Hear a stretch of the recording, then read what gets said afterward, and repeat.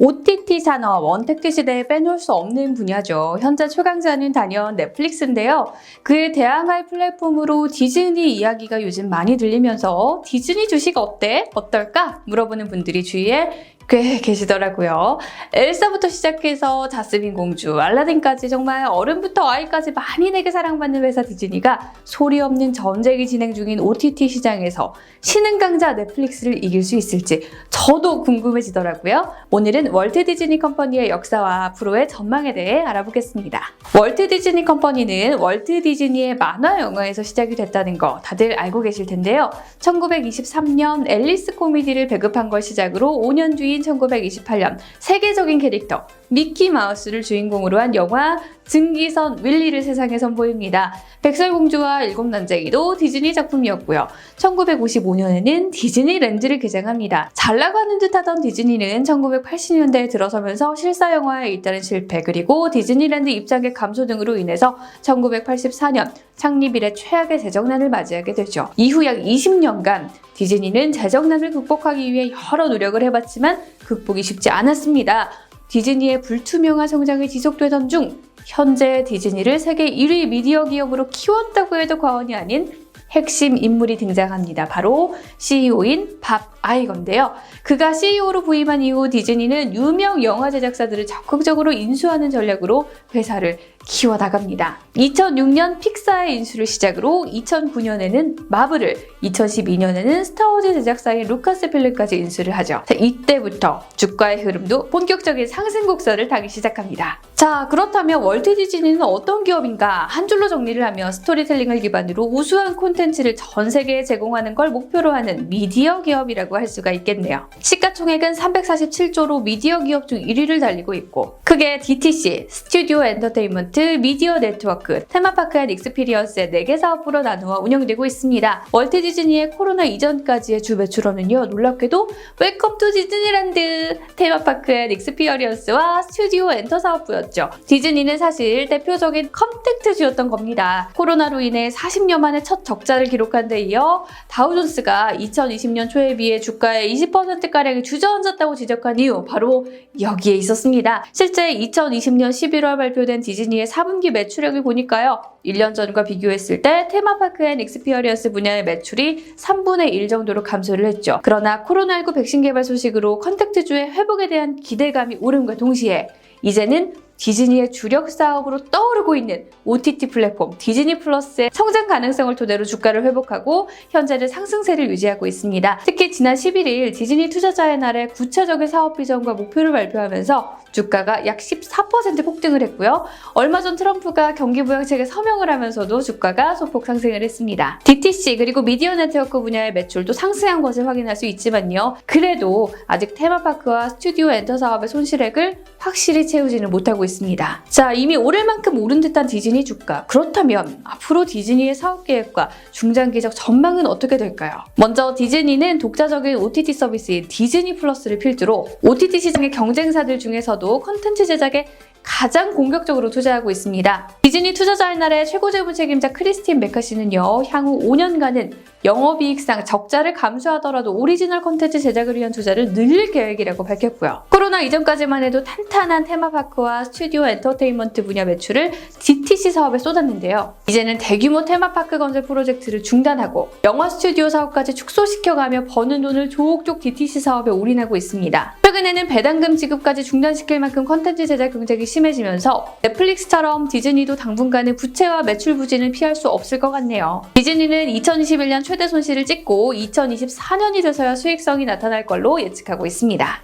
현재 넷플릭스, 아마존, 애플, HBO 나우 등 거대한 기업들이 전부 출혈 경쟁에 임하고 있는데요. 결국 여기도 차가운 물속에서 누가 오래 버티나, 누가 잠수 오래 하나 뭐 이런 식의 힘든 경쟁의 연속인 것 같습니다. 그 와중에 진또배기는 사실상 넷플릭스와 디즈니 플러스의 대결일 것이다 이런 예측이 나오고 있죠. 자, 그렇다면 넷플릭스와 디즈니 본격적으로 비교를 좀 해볼까요? 시청자 입장에서 컨텐츠와 가격 경쟁력 등을 고려해봤을 때 디즈니를 포기하기 어려울 걸로 보이는데요. 컨텐츠의 경우에는 보유한 영화사 점유율만 전체 영화 시장의 30% 이상을 디즈니가 차지하거든요. 매니아층이 많은 인어공주, 라이온킹 같은 디즈니 대표 애니메이션과 리메이크작부터 루카스필름의 스타워즈, 픽사의 토이스토리, 마블 스튜디오 어벤져스 시리즈 등을 독점한 디즈니 플러스에서는 정말 질 높은 콘텐츠 8,000여 편을 무제한 감상할 수 있습니다. 이미 보유한 콘텐츠 말고도요, 주목해야 할 점이 또 있는데요. 마블, 스타워즈, 디즈니 애니메이션 같은 새로운 콘텐츠를 정말 매주 업데이트해서 매년 100개 이상의 콘텐츠를 업로드하겠다 이런 계획을 밝히기도 했거든요. 그중 80%는 영화관에서 개봉하지 않고 디즈니 플러스에서 직접 개봉할 예정입니다. 한동안 알라딘, 라이온킹 같은 애니메이션의 실사판 리메이크작만 제작할 때요. 아, 콘텐츠 재탕한다. 일 안 하냐? 이런 채찍질을 받기도 했는데요. 이제는 각성한 듯 콘텐츠 경쟁에 무섭게 임하고 있는 것 같은데요. 또 대부분이 성인용 콘텐츠인 넷플릭스와 달리 그동안 디즈니의 약점으로 언급됐던 성인 등급 콘텐츠 부족 문제를 해결하기 위해서 디즈니 훌루의 글로벌 버전으로 스타를 함께 출시할 계획입니다. 가격 경쟁력 면에서는 디즈니가 조금 더 앞서 있는 것 같긴 해요. 먼저 구독료의 경우 미국 기준 디즈니 플러스의 단독 가격은요 7.99달러로 가장 저렴한 넷플릭스 베이직 8.99달러보다 싼 가격입니다. 디즈니 플러스와 훌루 그리고 ESPN 플러스까지 묶어서 판매하는 번들 상품이 디즈니 플러스의 강점인데요. 훌루의 TV 프로그램과 영화, ESPN 플러스의 스포츠 중계 즉 서로 안 겹치는 콘텐츠로 넷플릭스에 비해 부족한 콘텐츠 수를 메꾸고 구독자 수도 빠르게 확보하는 전략을 취한 것이죠. 광고 없는 번들 상품이 최근 1달러 올랐는데 이게 넷플릭스 프리미엄과 동일한 18.99달러입니다. 근데 구독료 외에 다른 것들로 좀 비교를 해보면요. 디즈니 플러스는 모든 상품이 4K와 HD로 제공이 되는데 넷플릭스는 프리미엄 구독자만 이게 가능해요. 동시 접속 가능자 수와 유저로 등록 가능한 수도요. 디즈니 플러스가 더 많아서 가성비 면에서 더 좋아 보입니다. 디즈니가 이렇게 저렴한 가격으로 해도 되나 싶을 정도로 구독료를 책정했는데 향후 컨텐츠 투자 비용을 마련하기 위해서 구독료 인상이 이뤄질 가능성도 있다고 생각이 되네요. 2020년 12월 기준 디즈니 플러스의 구독자는 8,680만 명으로요. 출시 당시 2024년 목표였던 구독자 수를 1년 만에 달성을 해서 디즈니 컨텐츠의 영향력을 다시 한번 확인시켜줬죠. 또 훌루와 ESPN 플러스의 구독자는 각각 3,880만, 1,150만 명으로 모두 합치면 1억 3천만 명을 웃도는 수치로요. 업계 1위 넷플릭스의 구독자 수인 1억 9천만 명을 빠르게 쫓아가고 있습니다.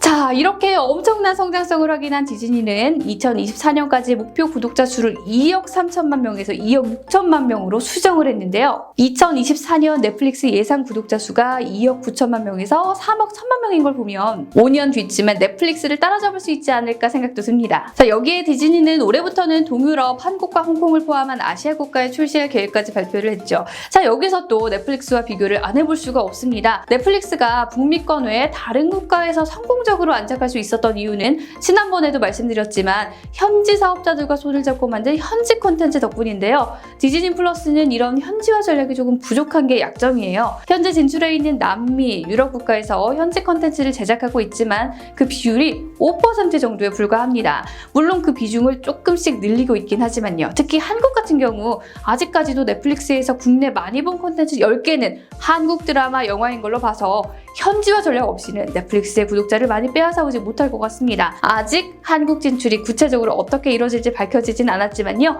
디즈니 오리지널 콘텐츠만 믿고 현지 콘텐츠 제작에 소극적이라면 쉽게 넷플릭스를 이기지 못할 것 같습니다. 디즈니의 미래를 장기적으로 보면 코로나 상황이 진정되면서 테마파크와 스튜디오 엔터 사업 부문 매출이 회복이 얼마나 빨리 되느냐가 DTC 부문 투자와 펀더멘털을 안정화시키는 데 관건이 될 것 같은데요. 디즈니는 테마파크 분야의 독보적인 1등 자리를 지키고 있기 때문입니다. 디즈니가 관객들을 매혹시키는 기술력은 정말 엄청난데요. 이른바 스턴스로닉스 기술로 구현한 하늘을 나는 스파이더맨, 포켓몬고 이런 혼합 현실 체험 등 다양한 첨단 기술이 가득하다 보니 정말 여기 한번 들어가면 정신을 못 차린다고 하더라고요. 이게 엄청난 팬층을 만들어내고 디즈니 캐릭터에 대한 충성도를 톡톡히 높여주고 있죠. 매직밴드만 착용하면 놀이기구를 탑승하거나 예약할 때, 음식점을 갈 때 등 테마파크와 리조트 안에서 여권처럼 사용이 가능하고요. 이 밖에 앱 예약 시스템과 대기시간 없이 탑승 가능한 패스트패스 등을 이용해서 엄청난 인원이 모이는 거대한 디즈니 월드를 굉장히 효율적으로 운영하고 있다고 합니다. 이러니 한 번만 가고 100이겠나요? 디즈니랜드를 찾는 관람객 비율 중에서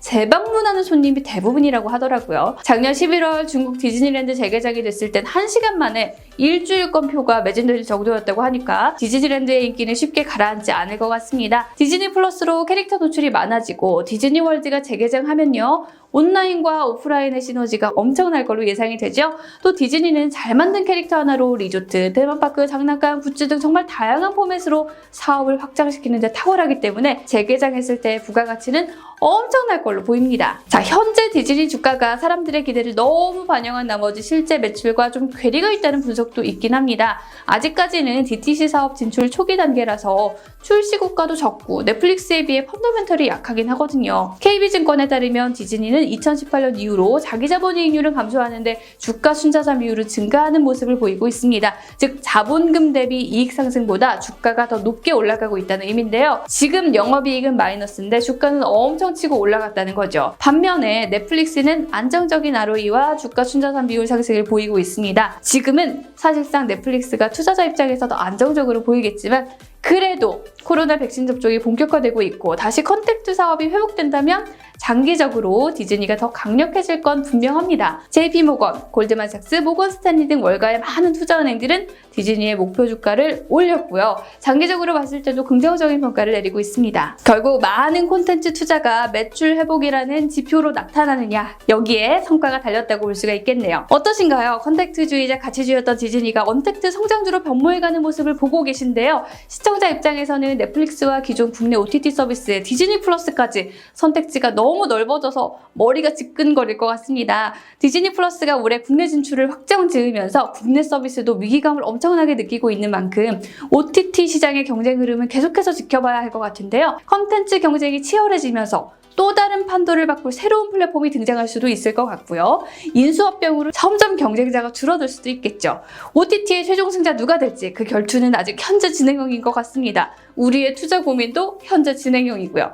디즈니, 넷플릭스 도대체 어디에 베팅해야 할까요? 여러분의 의견도 많이 들려주시고요. 지금까지 신지은의 경제백과였습니다. 저는 다음에 또 다른 콘텐츠로 다시 돌아오겠습니다. 함께하고 싶은 콘텐츠 갖고 계시면요. 언제든 댓글 달아주시길 바랄게요. 안녕.